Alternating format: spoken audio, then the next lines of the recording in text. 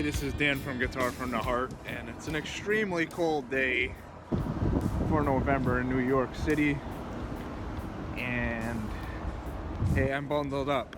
But I want to share a quick thought, as I often do, about strengths and weaknesses. You know, there are different philosophies when it comes to trying to improve your skills, when it comes to your strengths and weaknesses. Some people feel you ought to work on your weaknesses because, you know, that's what's holding you back, and other people feel, nah, just focus on your strengths, you know, just double down on your strengths, and then you'll be able to really, you know, crush it, because you know, by focusing on your strengths, you make them even stronger, and then other people won't be able to compete with you as much and whatnot.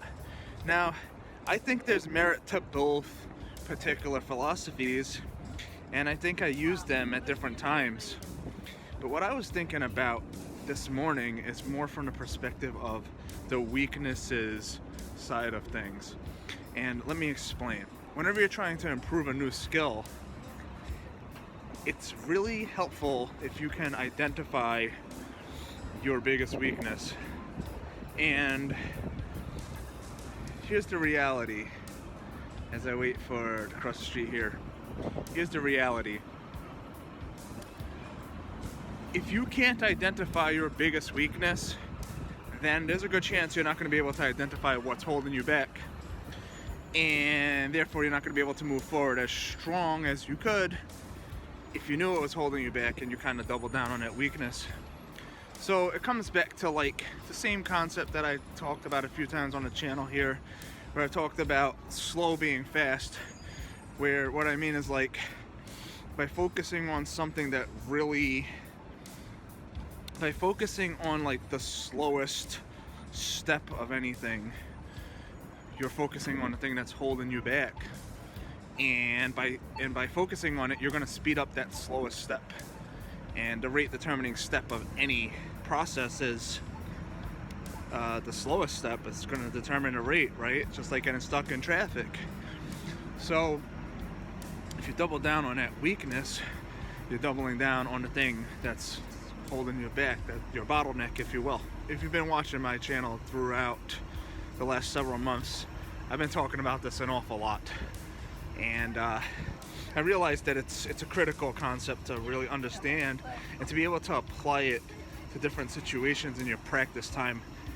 It's just an awesome way to improve your skills.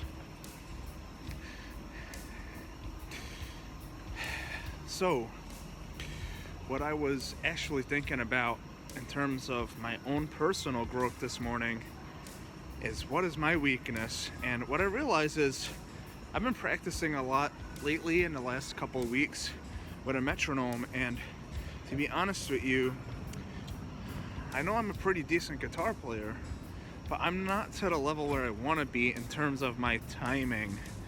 And I feel like what really distinguishes most super pro guitar players from myself at this stage is my timing. My timing's just not as tight as those guys and gals. People who have super tight timing they just sound better than I do, because my timing is decent on an amateur level, but it's not tight enough on a pro level of competition. And this is something that holds me back and frustrates me a lot when it comes to the recording phase, when I write something or I improvise something in the studio and I want to, you know, lay down a final take of a track. This is something that holds me back a lot. So that's my biggest weakness. That's the way I see it right now. My biggest weakness is my timing, and by focusing on that, I feel like I can grow in leaps and bounds in a powerful way. So, what's your weakness? What's the biggest thing that's holding you back today from being a more dynamic guitar player? Share it in the comments. If some discussion starts there, maybe you can help each other out. Maybe you can help me out. But pretty much, by identifying that weakness, what it is, you're going to be able to really focus on the main thing that's holding you back from moving forward and becoming a more dynamic guitar player, and frankly whatever other skill that you're trying to learn. So that's my thought that I wanted to share with you quickly today, stammers and all. Have a great day, guys. Play the guitar from the heart and have fun with that. I'll see you in the next video.